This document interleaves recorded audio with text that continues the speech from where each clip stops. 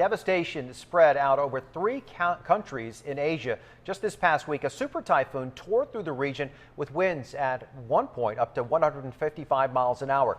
The death toll stands at 163 and is expected to rise.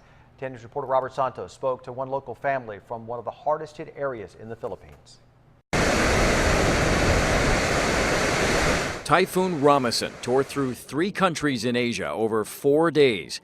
The Philippines, the first to bear the brunt last Wednesday and one of the hardest hit. Heavy rain triggered floods and landslides. Strong winds ripped off roofs, uprooted trees, and tore apart homes and buildings. The public market was devastated. Rancho Penasquitos resident D. Esperanza showed me pictures of the devastation in the town of Luciana in the island of Luzon. See some of the houses that came down. Her husband Renato grew up in this town. Facebook their only way of knowing how everyone is doing since there's no power and no home phones. I feel like I wanted to help, but I'm too far away. More than 11,000 families now without a home. Even though they're small houses, if that's all you have, it's just devastating to them. As of Monday afternoon, the number of people killed in the Philippines, 112. In Vietnam, 18 people killed. And 33 people died in China, where that country's southern province hadn't seen a typhoon this strong in 40 years.